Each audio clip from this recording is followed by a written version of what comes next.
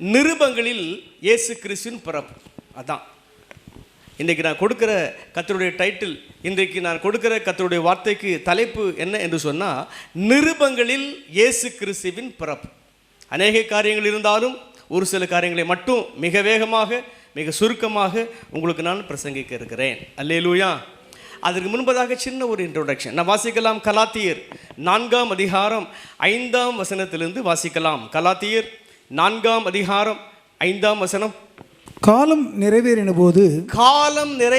போது ஸ்திரீயினிடத்தில் பிறந்தவரும் போதும், ஸ்திரீயினிடத்தில் பிறந்தவரும் தெரிந்ததுதான்.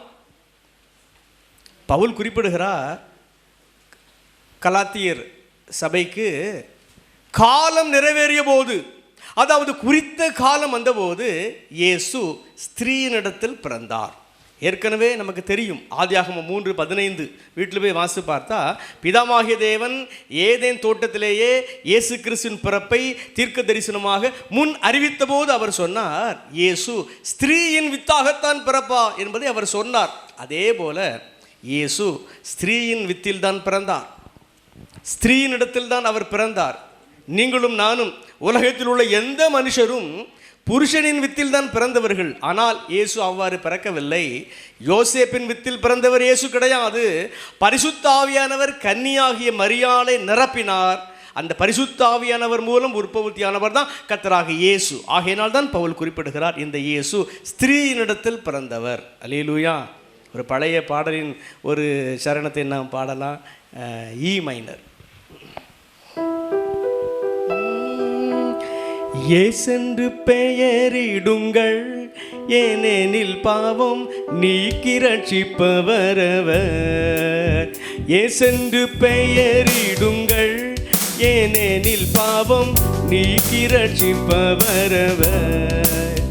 உன்னத ஆவி உலகினில் இறங்கி, உன்னத ஆவி உலகினில் இறங்கி, கன்னியாமரியிடமாய் நிழலிட கர்த்தனும் அவதரித்தார். கன்னியாமரியிடமாய் நிழலிட கர்த்தனும் அவதரித்தார். இயேசென்று பெயரிடுங்கள், ஏனெனில் பாவம் நீக்கி ரட்சிப்பவரவர். விண்ணை வெறுத்து இம்மானுவேலன், விண்ணை வெறுத்து இம்மானுவேலன், தன்னையே தாழ்த்தினோராய் தயாபரன் மண்ணிலே அவதரித்தார். தன்னையே தாழ்த்தினோராய் தயாபரன் மண்ணிலே அவதரித்தார். இயேசென்று பெயரிடுங்கள், ஏனெனில் பாவம் நீக்கி ரட்சிப்பவரவர். இயேசென்று பெயரிடுங்கள், ஏனெனில் பாவம் நீக்கி ரட்சிப்பவரவர். அல்லேலூயா. தொடர்ந்து பவுல் தீமோத்தேயுக்கு எழுதுகிறார், இயேசு கிறிஸ்துவின் பிறப்பில் ஒரு ரகசியம் இருக்கிறது. என்ன ரகசியம் இருக்கிறது? வாசிக்கலாம். 1 தீமோத்தேயு 3ஆம் அதிகாரம் கடைசி வசனத்தை வாசிக்க கேட்கலாம். 1 தீமோத்தேயு 3ஆம் அதிகாரம் கடைசி வசனம். அன்றியும் தேவ பக்திக்குரிய ரகசியமாவது யாவரும் ஒப்புக்கொள்ளுகிறபடியே மகா மேன்மையுள்ளது. தேவன் மாம்சத்திலே வெளிப்பட்டார். அதான் எது ரகசியம்? தேவன் மாம்சத்தில் வெளிப்பட்டார். எது? கிறிஸ்துமஸ் செய்தி என்பது என்ன? பிதா மாம்சமானார், அவ்வளவுதான். தேவன் மாம்சத்தில் வெளிப்பட்டார், அவ்வளவுதான். எது ரகசியம்? அநேக மக்களுக்கு தெரியாத காரியம் என்ன? உலகத்தில் ஏறக்குறைய 800 கோடிக்கும் அதிகமான மாந்தர்கள் இருக்கிறார்கள். அநேகருக்கு தெரியாத காரியம், பிதா தேவன் இறைவன் கடவுள் இயேசுவாக மாம்சத்திலே வெளிப்பட்டார். அதுதான் ரகசியம். தொடர்ந்து வாசிக்கலாம். ஆவியிலே நீதியுள்ளவர் என்று விளங்கப்பட்டார். அவர் பரிசுத்தாவியினால் நிறைந்து இந்த உலகத்திலே நீதியுள்ள வாழ்வு வாழ்ந்தார். ரகசியம். தேவதூதர்களால் காணப்பட்டார். தேவதூதர்களால் காணப்பட்டார். ரகசியம். புறஜாதிகளிடத்தில் பிரசங்கிக்கப்பட்டார். புறஜாதி மக்களிடத்திலே இந்த இயேசு அவர்தான் தேவன் என்று பிரசங்கிக்கப்பட்டார். உலகத்திலே விசுவாசிக்கப்பட்டார். உலகத்திலே இன்று வரைக்கும் நாம் அவரை விசுவாசிக்கிறோம். மகிமையிலே ஏறெடுத்துக் கொள்ளப்பட்டார். மகிமையிலே பிதாவாகிய தேவனால் பரிசுத்த ஆவியானவர் மூலமாக அவர் எழுந்தருளி சென்றார், மறுபடியும் வரப்போகிறார். இதுதான் ரகசியம். அல்லேலூயா. தொடர்ந்து சில காரியங்களை மட்டும் நான் ப்ரீச் பண்ணுறேன், நல்ல கவனிங்க. கிறிஸ்மஸ் செய்தி பாயிண்ட் நம்பர் 1, பாவிகளை ரட்சிப்பதற்காகவே இயேசு இந்த பூமிக்கு வந்தார். தெரிந்த காரியம்தான். வாசிக்கலாம்.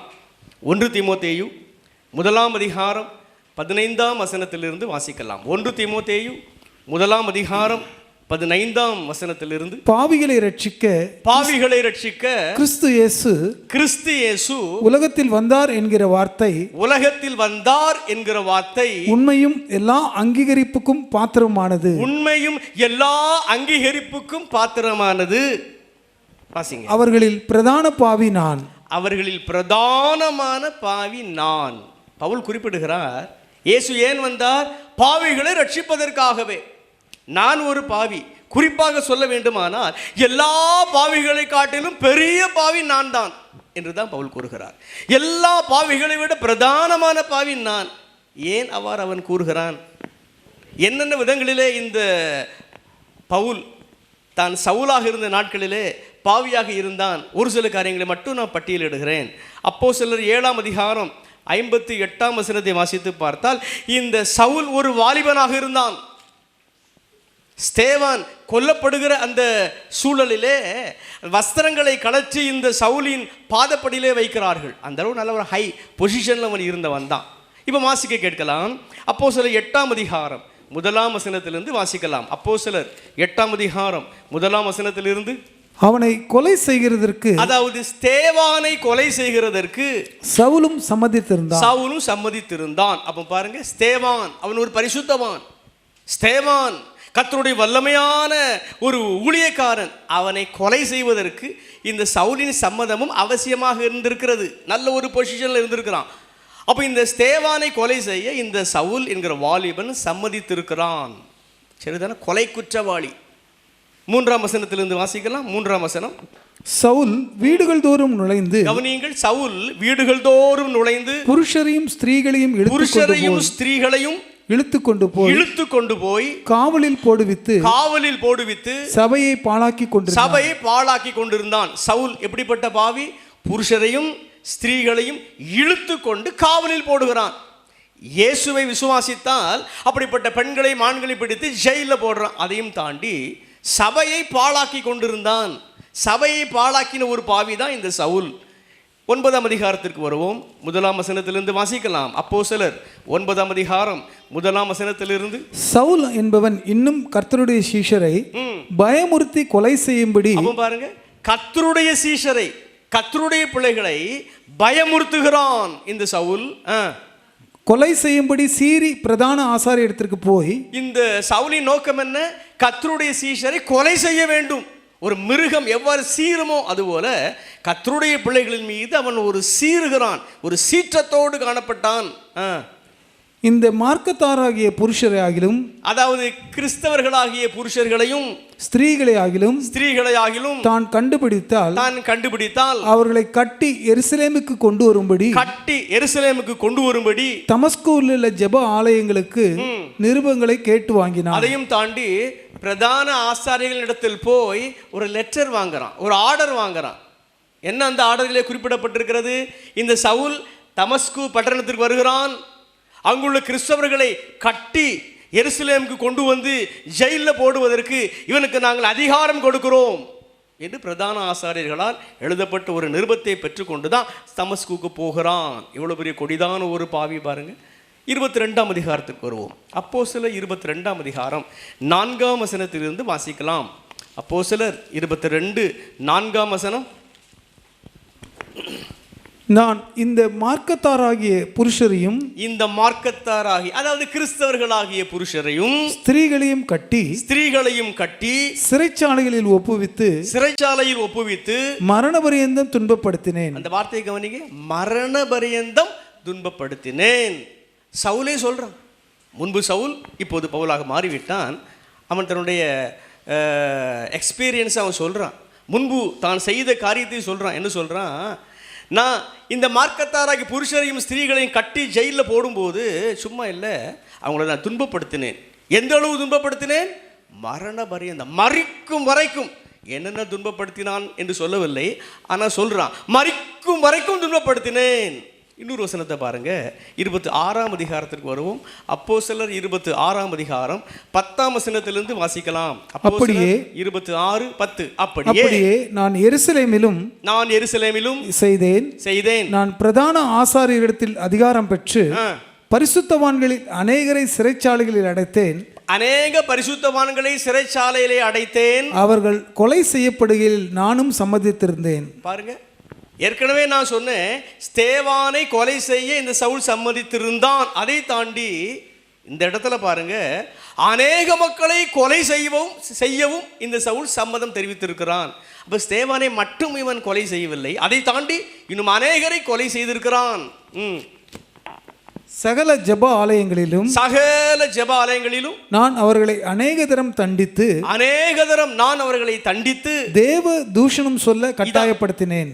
தேவ தூஷணம் சொல்ல கட்டாயம் பண்ணினேன். நல்லா கவனிங்க, சகல சபைகள். அப்போ அநேக சபைகளுக்கு இவன் போகிறான், கர்த்தருடைய மக்களை கட்டாயம் பண்ணுறான். என்ன கட்டாயம் பண்ணுறான்னா, ஆண்டவரை தூஷிக்க வேண்டும், இயேசுவை மறுதலிக்க வேண்டும். இந்த அளவு ஒரு கொடிய குற்றத்தை இழைத்தவன் தான் இந்த பவுல். இப்போ அவன் சொல்கிறான், தீமோத்தேயுக்கு கடிதம் எழுதுகிற போது, பாவிகளை ரட்சிப்பதற்காகவே இயேசு பிறந்தார், என்னையும் அவர் ரட்சித்தார். ஆகையினால் எல்லா பாவியை விட பிரதானமான பாவி நான் தான். அநேகரை கொலை செய்திருக்கிறேன், குறிப்பாக ஸ்தேவானை கொலை செய்திருக்கிறேன். கர்த்தருடைய பரிசுத்தவான்களை நான் துன்பப்படுத்தி இருக்கிறேன். அவர்களை பிடித்து சிறைச்சாலையிலே போட்டிருக்கிறேன். மரண பரியந்தம் அவர்களை துன்பப்படுத்தி இருக்கிறேன். எல்லாவற்றிற்கு மேலாக இயேசுவை தூஷிக்க வேண்டும் என்று அவர்களை வலியுறுத்தி இருக்கிறேன். ஆகையால் பிரதானமான பாவி தான். என்னை ரட்சித்தாரே இயேசு, என்னை மன்னித்தாரே இயேசு, என் போன்ற பாவிகளை ரட்சிப்பதற்காகத்தான் இயேசு வந்தார். கரங்களை தட்டி ஆண்டவருக்கு மகிமை செலுத்தலாமா? அல்லேலூயா. யோவான் குறிப்பிடுகிறான், வாசிக்கலாம். யோவான் எழுதின சுவிசேஷம் 1ஆம் அதிகாரம் 9ஆம் வசனம் வாசிக்கலாம். யோவான் 1:9. உலகத்திலே வந்து எந்த மனுஷனையும் பிரகாசிப்பிக்கிற ஒளியே அந்த மெய்யான ஒளி. நல்லா கவனிங்க, மிகப்பெரிய கொலை குற்றவாளி தான் இந்த சவுல். யோவான் எழுதுகிறான், இந்த உலகத்திலே வந்து எந்த மனுஷனையும், எப்படிப்பட்ட பாவியையும் மன்னித்து அவனை பிரகாசிப்பிக்க செய்கிற மெய்யான ஒளி தான் இயேசு என்கிற ஒளி. அல்லேலூயா. அதனால தான் நம்ம பாடுறோம், தீயவர் திருடரும் கொடியவர் கொலைஞரும் இயேசுவில் மாற்றம் பெற்றார். மாறிய மனதுடன் மங்கள வாழ்வுக்கு அழைக்கிறார், ஓடியவா. தீயவர் திருடரும் கொடியவர் கொலைஞரும் இயேசுவில் மாற்றம் பெற்றார். மாறிய மனதுடன் மங்கள வாழ்விற்கு அழைக்கிறார், ஓடியவா. இவரும் அருள் மனிதரை மாற்றிடவே, மங்கி போன மனம் புது வாழ்வு மறந்திடுதே. இவரும் அருள் மனிதரை மாற்றிடுதே. அல்லேலூயா. இன்னும் ஒருபடி மேலாக யோவான் குறிப்பிடுகிறார். வாசிக்கலாம். 1 யோவான் 3ஆம் அதிகாரம் 5ஆம் வசனம். 1 யோவான் 3:5. 1 யோவான், அவர் நம்முடைய பாவங்களை சுமந்து தீர்க்க வெளிப்பட்டார் என்று, நம்முடைய பாவங்களை சுமந்து தீர்க்க வெளிப்பட்டார் என்று அறிவீர்கள். வெளிப்பட்டார் என்று அறிவீர்கள். பாருங்க, இங்கு யோவான் கூறுறான், ஆண்டவராகிய இயேசு நம்முடைய பாவத்தை சுமந்து தீர்க்க வெளிப்பட்டார். தெரிந்த காரியம்தான், சரிதானா? நல்ல கவனிங்க. 2025 ஆண்டுகள் ஆகிவிட்டது இயேசு பிறந்து. உங்களுக்கு எத்தனை வயது? எனக்கு எத்தனை வயது? நாம் சிந்தித்து பார்ப்போம். எத்தனாவது கிறிஸ்மஸ் பண்டிகையை நாம் கொண்டாட ஆரம்பித்திருக்கிறோம், சரிதானா? எவ்வளோ பெரிய பாவிகள் அல்லது சின்ன சின்ன பாவங்களை செய்தவர்கள் நம்மை சூழ எவ்வளோ மக்கள் இருக்கிறார்களே. இந்த நல்ல செய்தி தெரியாமலேயே பலர் வாழ்ந்து மரித்து போய் விடுகிறார்களே. இந்த உலகத்தில் இயேசு பிறந்தாரே, எந்த பாவியையும் அவர் மன்னிக்கக்கூடியவர். இந்த நல்ல செய்தி அநேகருக்கு தெரியவில்லை. நான் பாவி, நான் பாவம் செய்திருக்கிறேன் என்கிற உணர்வு அநேகருக்கு இருக்கிறது. அந்த உணர்வு அவர்களை பாடுபடுத்துகிறது, வேதனைப்படுத்துகிறது. அதற்கு மத்தியிலே இந்த இயேசுவால் எனக்கு ஒரு வாழ்வு தர முடியும். இந்த இயேசு கிறிஸ்துவின் இரத்தம் என்னை கழுவக்கூடியது.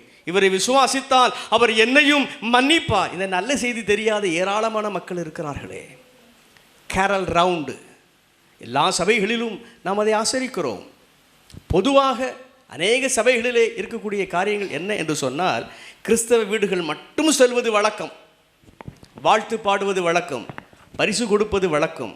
ஆனால் கேரல் எந்த சூழலிலே பாடப்பட்டது? லூக்கா 2ஆம் அதிகாரத்தை வாசித்து பார்த்தால், நடுராத்திரியிலே மேய்ப்பர்கள் மந்தைகளை காத்து கொண்டிருந்தார்கள். அங்கு தூதன் போனான், கிறிஸ்துவின் பிறப்பு பற்றிய நற்செய்தி கூறினான். அந்த தூதனோடு பரம சேனையின் திரள், எல்லாருமே ஏஞ்சல்ஸ் தான்.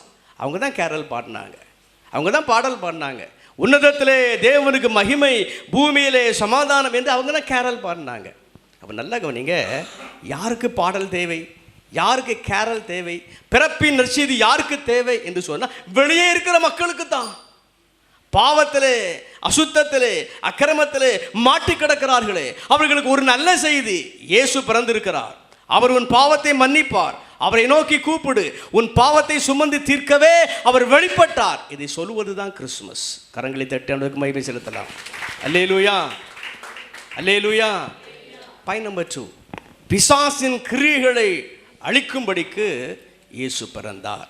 வாசிக்கலாம். 1 யோவான் 3ஆம் அதிகாரம் 8ஆம் வசனம். 1 யோவான் 3ஆம் அதிகாரம் 8ஆம் வசனம்.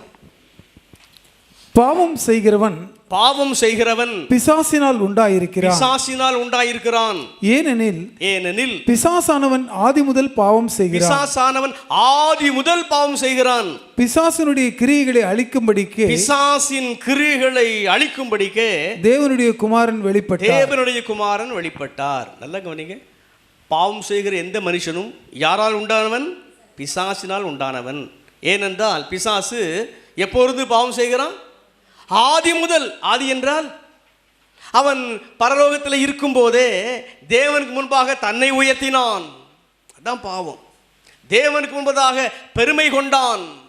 ஆகையினால் தான் அவனையும் அவனை சார்ந்த தூதர்களையும் ஆண்டவர் கீழே தள்ளினார். ஆதி முதல் அவன் பாவம் செய்கிறவன் தான். தேவனால் உண்டாக்கப்பட்ட ஆதாம் ஏவாள் ஏதேன் தோட்டத்தில் இருக்கும்போது இந்த பிசாசு ஏதேனுக்குள் நுழைந்தான். பாவம் செய்யக்கூடிய சூழலை ஆதாமுக்கும் ஏவாளுக்கு முன்பதாக அவன் கொண்டு போனான். இருவரும் அதிலே தோற்று போனார்கள், பாவிகளாக மாறினார்கள். இன்று வரைக்கும் அவன் அநேக மக்களை பாவத்திற்குள்ளாக்கி கொண்டே இருக்கிறான். இவை யோவான் எழுதுகிறார், இந்த பிசாசின் கிரியைகள் இருக்கிறதே, இதை அழிப்பதற்காகவே தேவன் இயேசுவாக மாம்சத்திலே வெளிப்பட்டார். கரங்களை தட்டாண்டதுக்கு மகிமை செலுத்தலாமா? அல்லேலூயா. அநேகராகிய நீங்களும் நானும் ரட்சிக்கப்பட்டு விடுகிறோம். சத்திய ஆவியானவர், பரிசுத்த ஆவியானவரால் நிரப்பப்பட்டு விடுகிறோம். அதையும் தாண்டி அநேக வேளைகளிலே சில பாவங்களை இன்னும் விட முடியாமல் தவிக்கிறோம். காரணம், பிசாசுக்கு இடம் கொடுக்கிறோம். பிசாசின் கிரியைகள் நம்முடைய வாழ்க்கையிலே செயல்படுவதற்கு நாம் இடம் கொடுக்கிறோம். நம்முடைய பெர்மிஷன் இல்லாமல் அவன் நமக்குள் வந்து நம்மை பாவத்திற்குள் கொண்டு செல்ல முடியாது. நம் டோரை ஓப்பன் பண்ணால் அவன் உள்ளே வருவான். சரிதானா? ஆனால் கிறிஸ்துவின் பிறப்பின் நற்செய்தி என்ன கூறுகிறது? ஆதி முதல் அவன் பாவம் தான் செய்கிறான். இன்னைக்கு நீங்களும் நானும் பாவம் செய்தால் நாம் பிசாசினால் உண்டானவர்கள் என்று தான் வேதம் கூறுகிறது. இப்படிப்பட்டவர்களாகிய நமக்குள் இந்த பிசாசின் கிரியை உள்ளே வர நாம் அனுமதிக்கக்கூடாது. இந்த பிசாசின் கிரியைகளை அழிப்பதற்காகத்தான் இயேசு வெளிப்பட்டார், இயேசு பிறந்தார். அப்போ ஒரு முறை ரட்சிப்புக்குள்ளே வந்துட்டால் அதை நாம் காத்துக்கொள்ளணும், ட்ரை பண்ணணும். எதற்கெடுத்தாலும் விழுந்து விட்டேன் எத்தனை முறை மன்னிப்பு கேட்டுக்கொண்டே இருப்பது? சரிதானே? அதையும் தாண்டி பாருங்க, சிலருடைய சரீரத்தை கூட பிசாசு ஆளுகை செய்கிறது. சில ஆண்டுகளுக்கு முன்னர் ஒரு பெண்மணி பிசாசால் தாக்கப்பட்டார்கள். மிகவும் கஷ்டப்பட்டாங்க, மிகவும் வேதனைப்பட்டாங்க. 4-5 ஆண்டுகள் ஆகிவிட்டது.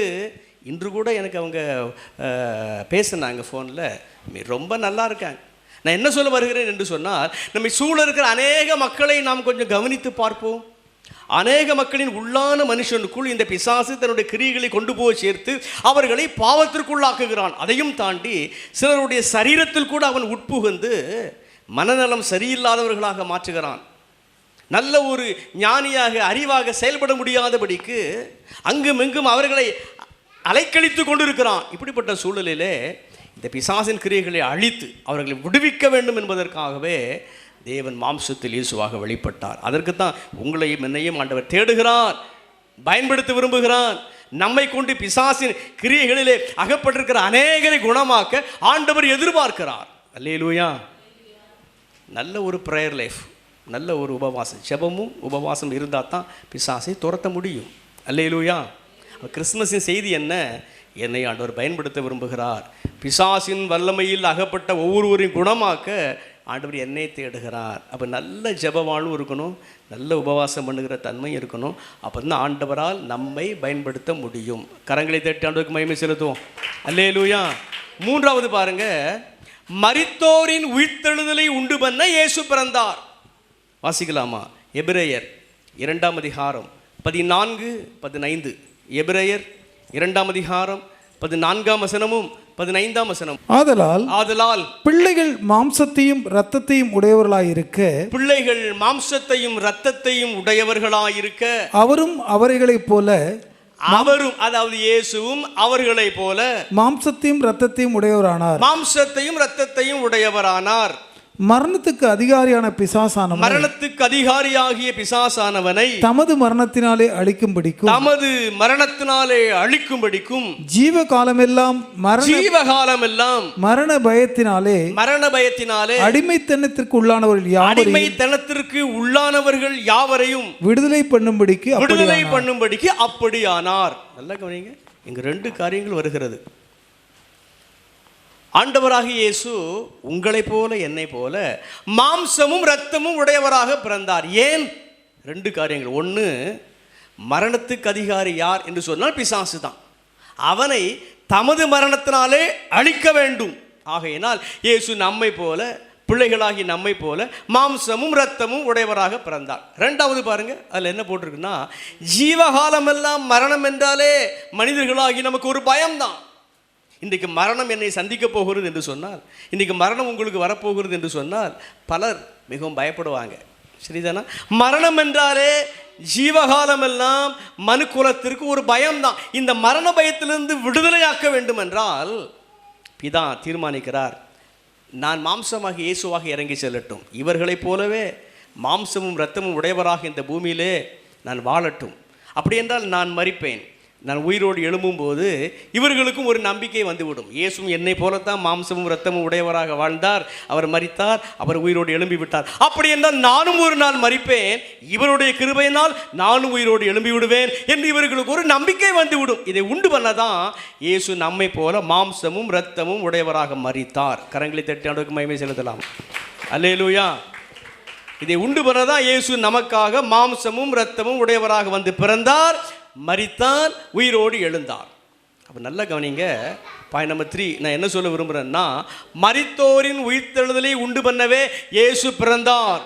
இயேசு மட்டும் இந்த பூமியிலே வரவில்லை என்று சொன்னால், அவன் நமக்காக மரித்து உயிரோடு எழும்பவில்லை என்று சொன்னால், நீங்களோ நானோ மரித்தால் அவ்வளவுதான், உயிரோடு எழும்ப மாட்டோம். ஒரு பரலோகம் நிச்சயமாக நமக்கு வாய்ப்பே கிடையாது. இப்போ கிறிஸ்மஸ் நமக்கு எதை வெளிப்படுத்துகிறது என்று சொன்னால், ஆதாம் ஏவாளை பாவத்திற்குள்ளாக்கி மரணத்தை கொண்டு வந்து விட்டான் பிசாசு. அவன் தான் மரணத்துக்கு அதிகாரி. இப்போ இயேசு பார்க்கிறார், இந்த மக்களை போலவே, நான் உண்டாக்கின ஆதாமை போலவே ஏவாளை போலவே நானும் மாம்சமும் இரத்தமும் உடையவராக வரட்டும் என்று சொல்லி தான் இந்த இயேசு நம்மில் ஒருவர் போல மாம்சமும் இரத்தமும் உடையவராக வந்தார். இவருடைய மரித்தோரின் உயிர்த்தெழுதலில் என்ன நடந்தது? மரணத்துக்கு அதிகாரியாகிய பிசாசின் தலை நசுக்கப்பட்டது. அவர் உயிரோடு எழும்பினார்.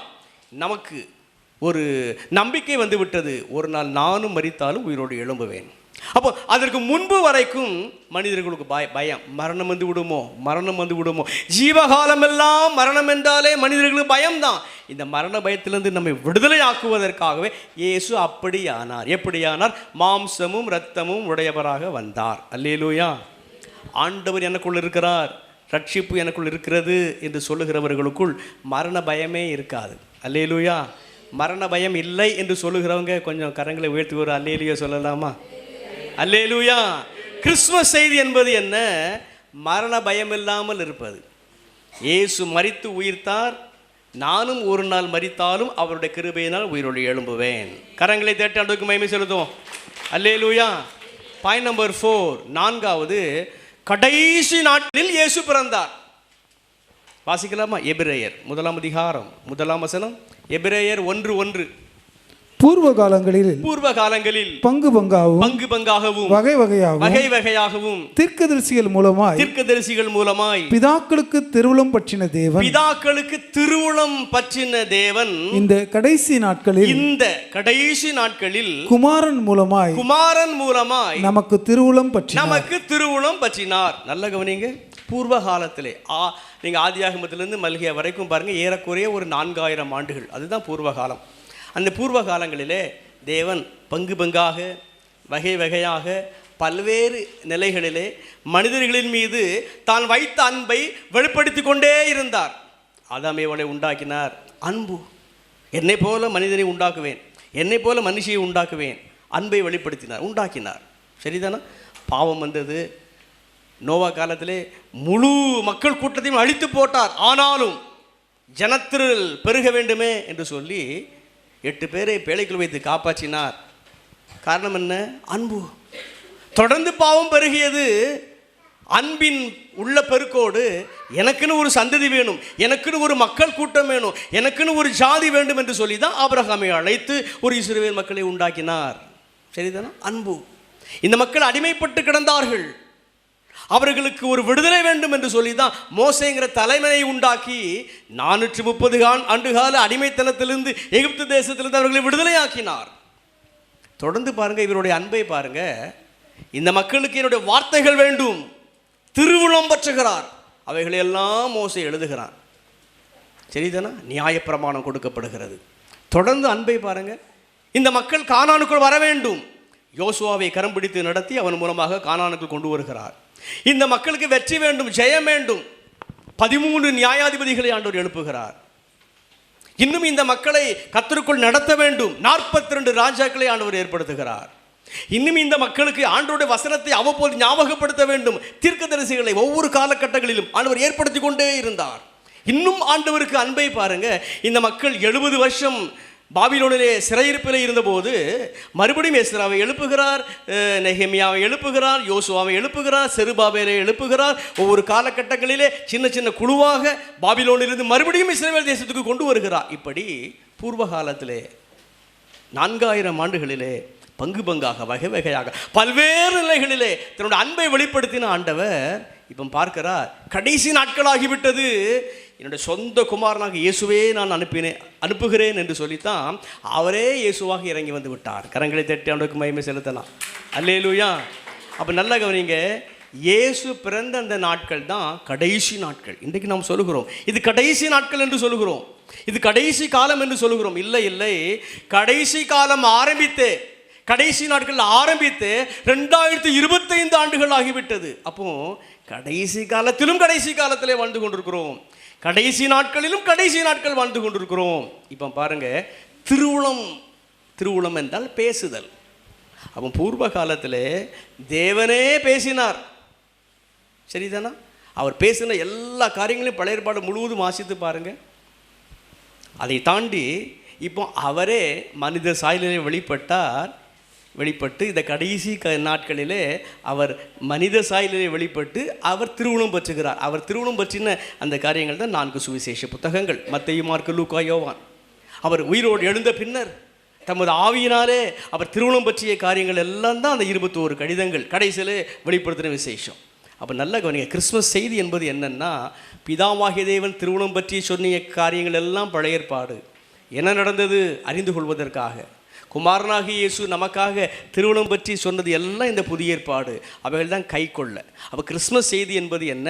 கடைசி நாட்களிலே வெளிப்பட்ட இந்த கர்த்தராகிய இயேசு கிறிஸ்துவின் வார்த்தைகளுக்கு, திருவுளம் பற்றி அவர் சொன்ன வார்த்தைகளுக்கு நாம் செவி கொடுத்து அதை கை கொள்வது தான் கிறிஸ்மஸின் செய்தி. கரங்களை தட்டி ஆண்டவருக்கு மகிமை செலுத்துவோம். அல்லேலூயா. 4 பாயிண்ட் நான் சொல்லியிருக்கிறேன். 5வது பாயிண்ட், ஆவிக்குரிய காரியங்கள், மாம்சீக காரியங்கள், இவைகளை பற்றி ஒரு சின்ன ஒரு முக்கியமான ஒரு கருத்தை கிறிஸ்மஸ் நமக்கு வெளிப்படுத்துகிறது. அதான் 5வது பாயிண்ட். வாசிக்கலாம். ரோமர் 8ஆம் அதிகாரம் 3ஆம் வசனத்திலிருந்து வாசிக்கலாம். ரோமர் 8ஆம் அதிகாரம் 3ஆம் வசனத்திலிருந்து. அது எப்படி எனில் மாம்சத்தினாலே பலவீனமாய் இருந்த நியாயப்பிரமாணம், கவனிங்க, மாம்சத்தினாலே பலவீனமாய் இருந்த நியாயப்பிரமாணம் செய்யக்கூடாததை தேவனே செய்யும்படிக்கு தம்முடைய குமாரனை, அதாவது இயேசு கிறிஸ்துவை பாவ மாம்சத்தின் சாயலாகவும் பாவத்தை போக்கும் பலியாகவும் அனுப்பி மாம்சத்திலே பாவத்தை ஆக்கினைக்குள்ளாக தீர்த்தார். இந்த ரோமர் 8ஆம் அதிகாரம் முழுவதையும் வாசித்து பாருங்க. எவைகளெல்லாம் ஆவிக்குரிய காரியங்கள், எவைகளெல்லாம் மாம்சத்துக்குரிய காரியங்கள், ரொம்ப அழகாக அதில் எழுதப்பட்டிருக்கிறது. ஆவிக்குரியவர்கள் எப்படி இருப்பார்கள், ஆவிக்குரியவர்களின் சிந்தனை எப்படி இருக்கும், மாம்சத்துக்குரியவர்கள் எப்படி இருப்பார்கள், மாம்சத்துக்குரியவர்களின் சிந்தனை எப்படி இருக்கும், ஆவிக்குரியவர்களின் முடிவு எவ்வாறு இருக்கும், மாம்சத்துக்குரியவர்களின் முடிவு எவ்வாறு இருக்கும், நேர்த்தியாக எழுதப்பட்டிருக்கிறது. இந்த ரோமர் 8ஆம் அதிகாரம் முழுவதையும் நீங்கள் வாசித்து பாருங்கள். இப்போ கர்த்தருடைய ஆவியானவர் பவுலை கொண்டு இந்த ரோமாபுரியில் உள்ள சபைக்கு அவர் எழுதுகிறார். பழைய ஏற்பாட்டிலே நியாயப்பிரமாணம் இருக்கிறதே, அந்த நியாயப்பிரமாணம் எப்படிப்பட்டது என்பதை இப்பொழுது புதிய ஏற்பாட்டுக்கான திருச்சபைக்கு அவர் எழுதி தெரிவிக்கிறார். நாம் அனைவரும் பாவிகள் தான். அந்த சூழலிலே அதுக்கு ஒரு பிராயச்சித்தமாக பலி செலுத்த வேண்டும். மிருகங்கள் அல்லது பறவைகள் பலி செலுத்தப்பட வேண்டும். மறுபடியும் 1 ஆண்டு அல்லது 6 மாதம் குறிப்பிட்ட காலகட்டத்திற்குள் மறுபடியும் நாம் பாவம் செய்கிறோம், மறுபடியும் ஆசரிப்பு கூடாரம் வர வேண்டும், அல்லது பழைய ஏற்பாட்டில் தேவாலயம் வர வேண்டும், மறுபடியும் பலி செலுத்த வேண்டும். இப்படித்தான், இதுதான் பழைய ஏற்பாடு. நியாயப்பிரமாணம் செய்யக்கூடாத காரியம் என்ன, அதை இயேசு எவ்வாறு செய்தார்? இந்த பிதா தமது ஒரே பேரான குமாரனாக இயேசுவை அனுப்பினார். இந்த இயேசு நம்முடைய பாவங்களை சுமந்து நமக்காக அவர் பலியானார். சரிதானா? இந்த பிதா இந்த இயேசுவை அனுப்பும்போது பாவ மனிதனுடைய சாயலே அனுப்பினார். அதைத்தான் வாசிக்க கேட்டோம். இப்போ நம்முடைய சாயலே பாவ மனித சாயல் தான். ஏன் அனுப்பினார் என்று சொன்னால், நியாயப்பிரமாணம் செய்யக்கூடாததை கர்த்தராகிய இயேசு செய்ய வேண்டும். நியாயப்பிரமாணம் எதை செய்யவில்லை? மன்னிப்பை கொடுத்து கொண்டே இருக்கும். ஆனால் இனிமேல் பாவம் செய்ய முடியாத ஒரு நிலையை நியாயப்பிரமாணம் கொடுக்கவில்லை பழைய ஏற்பாட்டு மக்களுக்கு. ஆனால் புதிய ஏற்பாட்டிலே ஆண்டவராக இயேசு பாருங்க, மன்னிப்பையும் தந்துவிட்டு இனிமேல் பாவம் செய்ய முடியாத ஒரு நிலையையும் தருவதற்கு அவர் தமது ஆவினாலே நம்மை ஆளுகை செய்து ஒவ்வொரு நாளும் நடத்துகிறார். கரங்களை தட்டாண்டுக்கு மகிமை செலுத்தலாமா? அல்லேலூயா. நாம் நினைக்கலாம், அவர் தேவன் அல்லவா, அவரால் பரிசுத்தமாக வாழ முடியும், நான் மனுஷன் தானே. ஒரு பக்கம் உண்மைதான். ஆனால் அடுத்த பக்கம் பாருங்க, அதனால தான் வாசிக்க கேட்டோம் ரோமர் 8:3 நம்மை போலவே பாவ மனிதனுடைய சாயலிலே தேவன் இறங்கி வந்ததுக்கு காரணம் என்ன என்று சொன்னால், பாவ மனித சாயலில் தான் இன்றைக்கு நாமும் இருக்கிறோம். ஒரு முறை அவரால் மன்னிப்பை பெற்றுக்கொண்டு அதனைத் தொடர்ந்து அவருடைய இரத்தத்தினாலும் அவருடைய நாமத்தினாலும் அவருடைய ஆவியினாலும் அவருடைய கிருபையினாலும் மறுபடியும் பாவம் செய்யாமல் நியாயப்பிரமாணம் தர முடியாத அந்த பரிசுத்த வாழ்வை இந்த கர்த்தராகிய இயேசு மூலம் நாம் பெறுகிறோம். இதுதான் கிறிஸ்துமஸ் செய்தி. கரங்களை தட்டி ஆண்டவருக்கு மகிமை செலுத்தலாம். அல்லேலூயா. அப்படி பரிசுத்தமாக வாழ முடியவில்லை என்று சொன்னால், இந்த சத்தியத்தை இன்றைக்கு ஆண்டவர் உங்களுக்கு கற்றுத்தருகிறார். விசுவாசத்தில் பரிசுத்தமாக வாழ ஆண்டவர் உங்களை அழைக்கிறார். அல்லேலூயா. நம்மை போல பாவ மனிதனுடைய சாயலில் வெளிப்பட்டவர் தான் ஜீசஸ். வயலட் ஆரோன் அழகாக இதை பாடியிருக்கிறாங்க. E note 6:8. E note.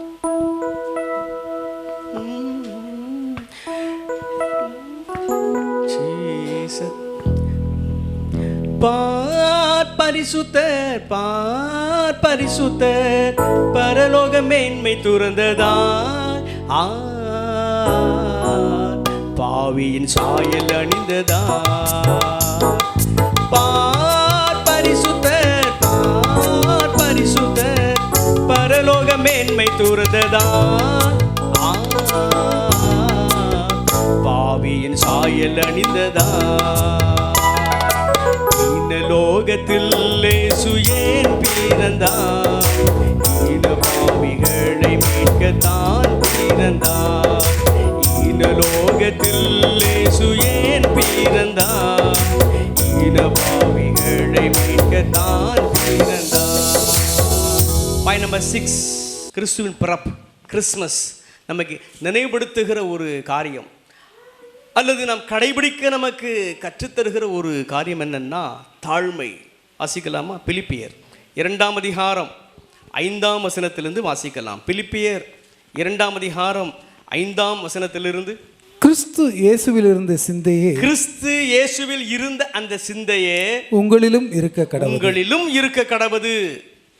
அவர் தேவனுடைய ரூபமாயிருந்தும், இயேசு கிறிஸ்து தேவனுடைய ரூபமாயிருந்தும், தேவனுக்கு சமமாய் இருப்பதை, தேவனுக்கு சமமாய் இருப்பதை கொள்ளையாடின பொருளாக எண்ணாமல், கொள்ளையாடின பொருளாக எண்ணாமல், தம்மைத்தாமே வெறுமையாக்கி, தம்மைத்தாமே பாருங்க வெறுமையாக்கி, அடிமையின் ரூபம் எடுத்து, கவனியுங்கள், அடிமையின் ரூபம் எடுத்து மனுஷர் சாயலானார். மனுஷ சாயலானார். அவர் மனுஷர் ரூபமாய் காணப்பட்டு, அவர் மனுஷ ரூபமாய் காணப்பட்டு மரண பரியந்தம், மரண பரியந்தம், அதாவது சிலுவையின் மரண பரியந்தம், சிலுவையின் மரண பரியந்தமும் கீழ்ப்படிந்தவராகி, கீழ்ப்படிந்தவராகி தம்மைத்தாமே தாழ்த்தினார். கிறிஸ்துமஸ் நமக்கு வெளிப்படுத்துகிற ஒரு காரியம் என்னன்னா தாழ்மை.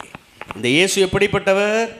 அவர் தேவனுக்கு சமமானவர், பிதாவாகிய தேவனுக்கு சமமானவர். ஆனால் அதையெல்லாம் அவர் பொருட்படுத்தவே இல்லையா. அவருடைய தாழ்மையை பாருங்க. தம்மால் உருவாக்கப்பட்ட உங்களுடைய என்னுடைய சாயலை அவர் தரித்து கொள்ளுகிறார், மனித சாயலிலே வெளிப்படுகிறார். சரிதானா? அதுதான் தாழ்மை. குறிப்பாக பாருங்க, எவ்வளோ காலம் தம்மை தாழ்த்தினார்? மரண பரியந்தம் தம்மை தாழ்த்தினார். சிலுவையின் மரண பரியந்தம் தம்மை தாழ்த்தினார். ஆனால் சில வேளைகளிலே அல்லது பல வேளைகளிலே நமக்குள் இருக்கிற பெருமை இருக்கிறதே, அந்த பெருமை எப்படிப்பட்டது என்று சொன்னால், இயேசு கிறிஸ்துவின் அன்பை அல்லது இயேசுவால் அருளப்படுகிற ரட்சிப்பை அல்லது இயேசு கிறிஸ்துவால் நாம் பெறக்கூடிய நித்திய வாழ்வை பிறருக்கு சொல்ல வேண்டும் என்கிற நிலை வரும்போது நமக்கு கொஞ்சம் வெட்கம் வருகிறது. ஏன் வருதுன்னா, நம்முடைய எஜுகேஷனல் குவாலிஃபிகேஷன் கொஞ்சம் நம்மை தடுக்கத்தான் செய்கிறது. நம்முடைய டிக்னிட்டி, நம்முடைய ஸ்டேட்டஸ் நம்மை கொஞ்சம் தடுக்கத்தான் செய்கிறது. சாதாரண ஒரு மனுஷன் நீங்களும் நானும், சாதாரண ஒரு மனுஷி நீங்களும் நானும், நம்முடைய கல்வியே, நம்முடைய ஒரு நேம், நம்முடைய ஒரு ஃபேம், அதுவே கிறிஸ்துவை பற்றி சொல்வதற்கு என்னை தடுக்கிறது என்று சொன்னால், எனக்குள்ளும் உங்களுக்குள்ளும் இருக்கிற பெருமையின் அளவு எவ்வளோ பெரியது. ஆனால் அவரை நாம் நோக்கி பாருங்க, அவர் தேவன், அவர் தம்மை தாமே தாழ்த்தினாராம், தம்மை தாமே வெறுமையாக்கினாராம், அடிமையின் ரூபத்தில் வந்தாராம். இதெல்லாம் பார்க்கும் பொழுது கிறிஸ்மஸ் நமக்கு தாழ்மையை கற்றுத்தருகிறது. தாழ்மையாய் நடந்து கொள்வோம், பெருமையை நம்மை விட்டு அகற்றுவோம், தைரியமாக அவரை பற்றி பிறருக்கு கூறி அறிவிப்போம். கரங்களை தட்டி அளவுக்கு மகிமை செலுத்தலாமா? அல்லேலூயா. ஜி மைனர் கொடுங்க.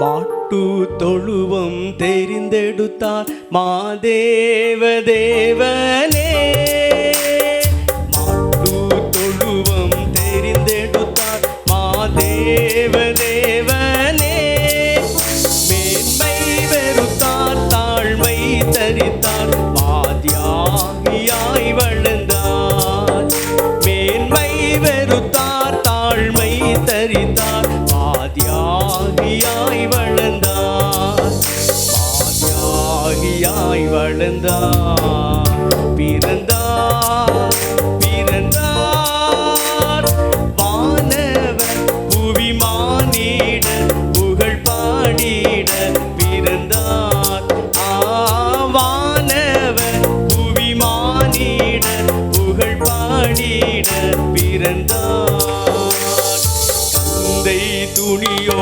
கர்த்தருக்கு கடும் ஏழ்மை கோலமதோ, கந்தை துணியோ கர்த்தருக்கு கடும் ஏழ்மை கோலமதோ, இறையேறப்பட்ட உடை அலங்கரிப்பும் ஈணாசையும் நமக்கே, விலையேறப்பட்ட உடை அலங்கரிப்பும் ஈணாசையும் நமக்கே, ஈணாசையும் நமக்கே, பிறந்தார் பிறந்தார் வானவர் புவி மானிடர் புகழ் பாடிட பிறந்தார், வானவர் புவி மானிடர்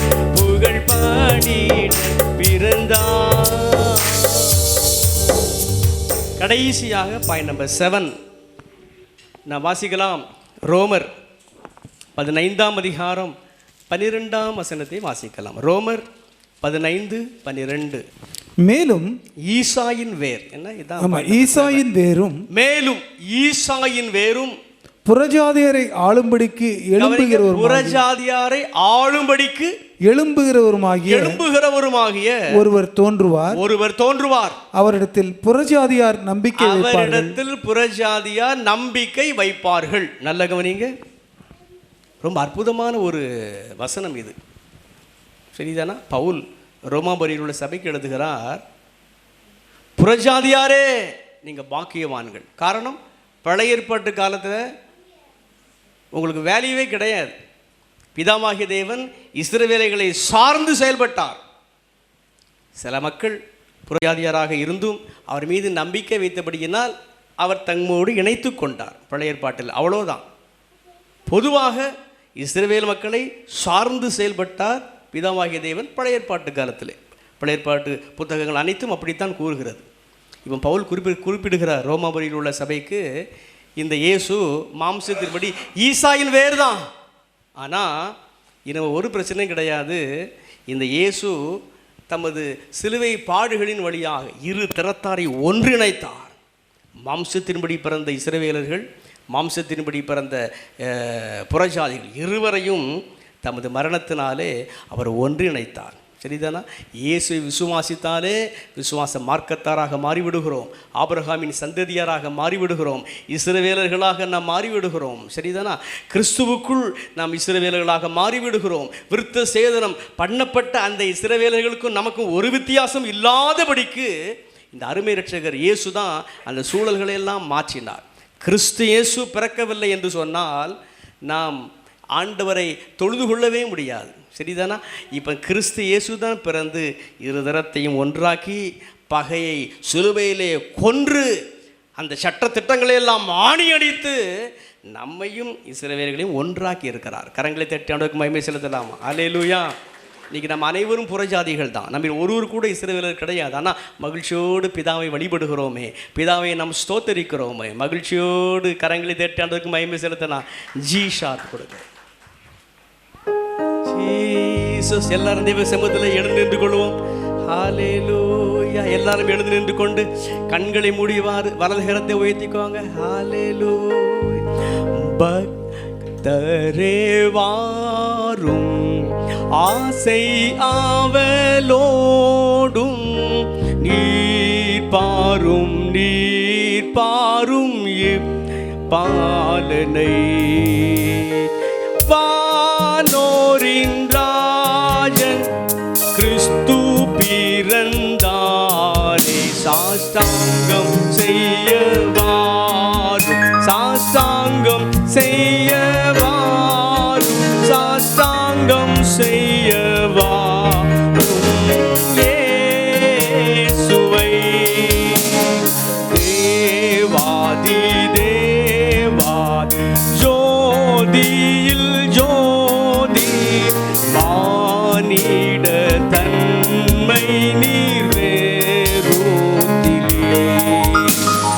தெய்வகுமாரன்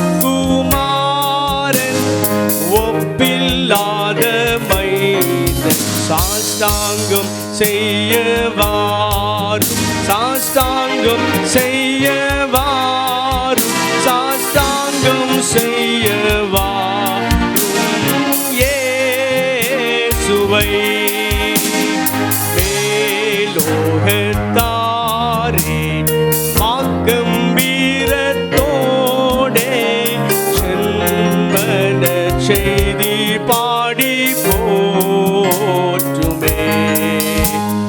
விண்ணில் கத்தானி மாமகிமையே, சாஷ்டாங்கம் செய்யவார், சாஷ்டாங்கம் செய்யவாரும், சாஷ்டாங்கம் செய்யவாரும் இயேசுவை.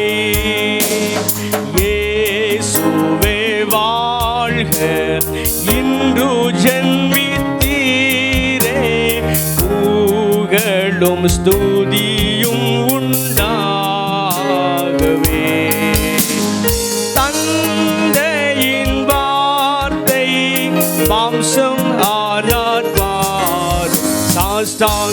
செய்யவார், சாஷ்டாங்கம் செய்யவார், சாஷ்டாங்கம் செய்யவார் இயேசுவை.